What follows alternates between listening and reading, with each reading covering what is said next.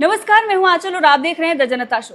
तो कांग्रेस के नेता भी इस बात को मानने लगे हैं कि हरियाणा में भी कांग्रेस का वही हाल होगा जो मध्य प्रदेश और छत्तीसगढ़ में हुआ है।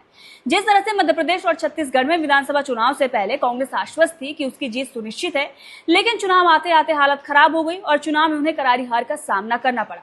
ठीक उसी तरह से हरियाणा में भी होने जा रहा है। जिस तरह से गलती कमलनाथ और भूपेश बघेल ने की, वही गलती हुड्डा भी कर रहे हैं।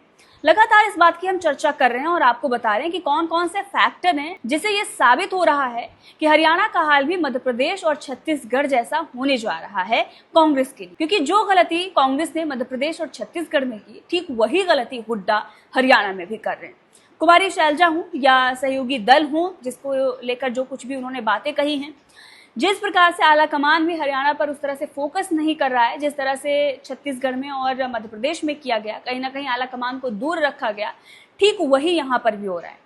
कमलनाथ और राहुल की तकरार तो आपको याद ही होगी और वही तकरार हुड्डा और राहुल की अभी विधानसभा चुनाव से पहले हो रही है। हालांकि 10 साल तक बीजेपी की सरकार रही है, ऐसे में कांग्रेस के पास मौका था और माना भी यही जा रहा था कि हो सकता है कांग्रेस सरकार हरियाणा में बना ले जाए, भले ही सहयोग से सरकार बने, लेकिन सरकार आ सकती है।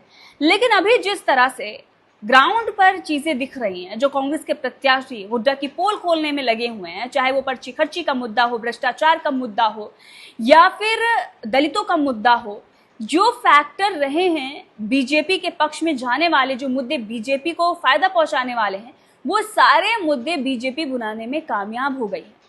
जनता का विश्वास भी कहीं ना कहीं बीजेपी के साथ जाता हुआ नजर आ रहा है और इसीलिए कहा जा रहा है कि बीजेपी वापसी कर सकती है हरियाणा में। इस तरह का माहौल दिखाई दे रहा है। अब इसी को लेकर नायब सिंह सैनी ने भी कांग्रेस पर हमला बोला है और नायब सिंह सैनी ने यह कहा है कि कांग्रेस के नेता मान रहे हैं कि हरियाणा का हाल भी मध्य प्रदेश और छत्तीसगढ़ जैसा होने जा रहा है, क्योंकि जो बड़े नेता हैं 15-20 दिनों में वो हरियाणा में नजर नहीं आ रहे हैं, चुनाव प्रचार के लिए नहीं आ रहे हैं। इससे यही माना जा रहा है। क्या कुछ कहा है मुख्यमंत्री नायब सिंह सैनी ने, चलिए आपको सुनाते हैं, सुनिए। कुछ दिनों में ऐसा स्पष्ट वातावरण बना है कि कांग्रेस का मध्य प्रदेश और छत्तीसगढ़ जैसा हाल होने जा रहा है। ये बात अब कांग्रेस के नेता भी मानने लगे हैं। यही कारण है कि पिछले 15-20 दिनों में कांग्रेस का कोई बड़ा नेता भी हरियाणा आने को तैयार नहीं हुआ है। अब हताशा की स्थिति में कांग्रेस कभी 2-2 बार घोषणा पत्र जारी करती है तो कभी उनके नेता ऊट पटांग बयानबाजी कर रहे हैं। कांग्रेस आज कंफ्यूजन की स्थिति में है। उसे समझ नहीं आ रहा कि उसे क्या करना चाहिए।